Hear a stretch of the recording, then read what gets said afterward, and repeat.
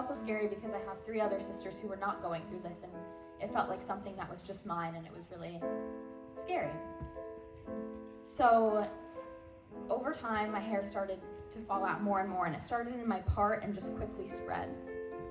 And got to the point where I couldn't hide it anymore, and so I wore hats and bandanas and all of that because I didn't want anyone to see what I was going through. And I went to Catholic because I feel like my hat with the headdress on top would look silly, but I don't want to go without my hat, and I didn't know what to do. And so I talked to my dad, and I told him, I'm not going to go to school with my hat on. I'm just going to do it. But I need your help to come into school with me and talk to my class.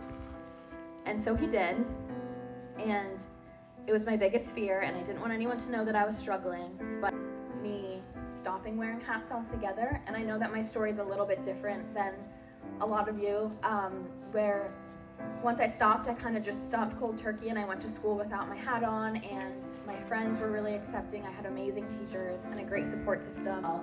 And I went to prom with friends, and like I said, I did the whole high school experience, and it was great. And then I went to college, and I had an interest in boys, but I didn't talk about boys much, or I didn't explore that. And someone actually said it perfectly in Annie's speech today, in that they didn't trust compliments. And I feel like that freshman year, and it's a group of 10 of us, and everyone's talking about their dates or meeting people at college. And it's not that I wasn't meeting anyone, but I was just keeping to myself, and I wasn't putting myself out there. And it wasn't something that I ever really thought about. So my friends would try to set me up with people. I'd be like, oh, you should like text them, or you should go on a date with this person. And I would be like, no, I'm not interested, no. And it wasn't until say no when we tried to set you up with someone, I just thought that you were interested, and I didn't want to make you uncomfortable.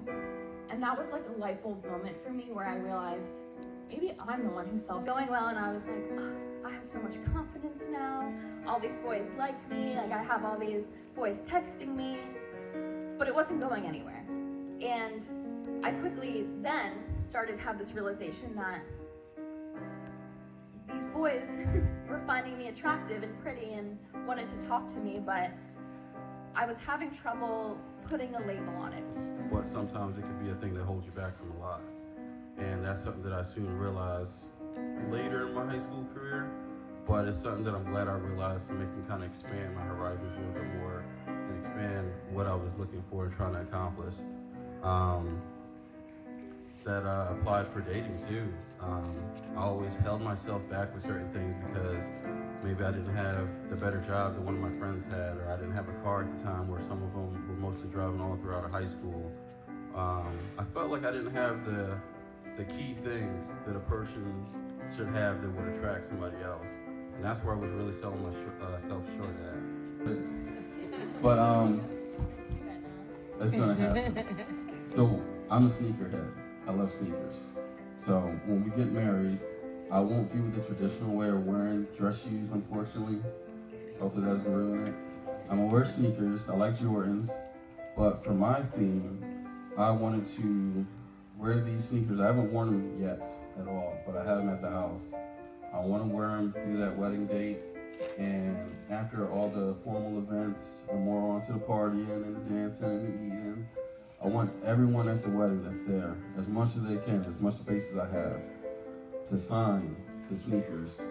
And then after that, I'll take them off, never wear them again, and probably put it in like either a glass case or like an epoxy, just so I can have it as like a memory from that.